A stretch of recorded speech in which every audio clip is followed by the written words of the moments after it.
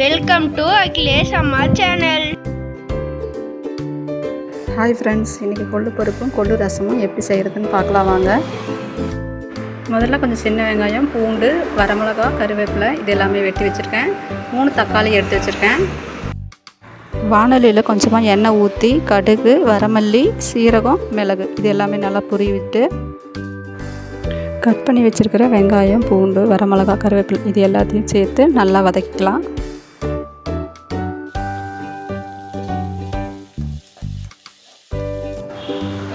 இது கூடவே கொஞ்சமாக பெருங்காயத்தூளும் சேர்த்து நல்லா வதக்கி விட்டுக்கலாம். வெங்காயம் நல்லா வதக்கினதுக்கப்புறமா தக்காளியும் சேர்த்து நல்லா வதக்கிக்கலாம். குழம்புக்கு தேவையான உப்பு, மஞ்சத்தூள் சேர்த்து நல்லா வதக்கினதுக்கப்புறமா வேக வச்சுருக்கிற கொள்ளுப்பருப்பை கொஞ்சமாக ரசத்துக்கு தனியாக தண்ணி எடுத்து வச்சுட்டு இது கூட சேர்ந்து மறுபடியும் குக்கரில் போட்டு ஒரு 3 விசில் விட்டு இறக்கிக்கலாம். குக்கரில் விசில் போனதுக்கப்புறமா தண்ணியை இருத்துட்டு பருப்பை நல்லா கடைஞ்சி எடுத்துட்டோம்னா கொள்ளுப்பருப்பு சூப்பராக ரெடி ஆயிரும். சளியெல்லாம் பிடிச்சிருந்ததுன்னா குழந்தைங்களுக்கு இந்த ரசம் குடிக்கும்போது சீக்கிரமாகவே க்யூர் ஆகும். எங்கள் வீட்டில் சாட்டர்டே ஆனாலே இந்த கொள்ளுப்பருப்பும் ரசமும் கண்டிப்பாக இருக்கும்.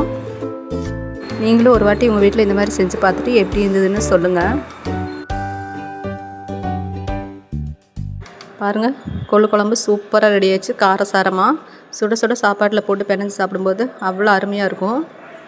கொள்ளு ரசத்துக்கு கொள்ளு வேக வச்சு தண்ணி கொஞ்சமாக எடுத்து வச்சுருந்தேன் இல்லையா, அதை தான் நான் இப்போ எடுத்துக்கிறேன். சின்ன சைஸ் தக்காளி 2 எடுத்துருக்கேன். இந்த ரசம் டக்குன்னு செஞ்சிடலாம். மிக்சியில் வெட்டி வச்சுருக்கிற தக்காளி போட்டிருக்கிறேன். தேவையான அளவு உப்பு, சீரகம், மிளகு, கொஞ்சமாக மஞ்சத்தூள் சேர்த்து ஒரே ஒரு திருப்பிக்கலாம். இப்போது வடித்து வச்ச கொள்ளு தண்ணி கூட கொஞ்சமாக புளி ஊற வச்சுருந்தேன். அதையும் நல்லா கரைச்சிட்டு இது கூட சேர்த்து மிக்ஸ் பண்ணி வச்சுக்கலாம். ரசம் தாளிக்கிறதுக்காக 4 சின்ன வெங்காயம், ஒரு வரமிளகா, கொஞ்சம் கருவேப்பிலை, பூண்டு தட்டி போடுறதுக்காக எடுத்து வச்சுருக்கேன். இப்போது வாணலியில் எண்ணெய் ஊற்றிருக்கேன். எண்ணெய் காஞ்சதும் கொஞ்சமாக கடுகு, கொஞ்சமாக வெந்தயம் போட்டு பொரிய விட்டதுக்கப்புறமா கருவேப்பிலை, வரமிளகா, வெங்காயம் இதையை போட்டு நல்லா வதக்கிட்டு அரைச்சி வச்சுக்கிற விழுதையும் இது கூட சேர்த்து நல்லா வதக்கலாம். கரைச்சி வச்சுக்கிற புளித்தண்ணியும் இது கூட சேர்த்திக்கலாம்.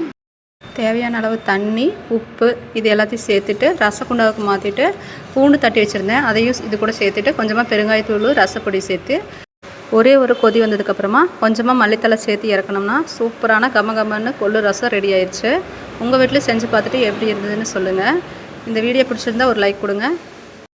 என் சேனலையும் சப்ஸ்கிரைப் பண்ணிக்கோங்க. Thank you friends. அடுத்த வீடியோவில் பார்க்கலாம். பாய் பாய்.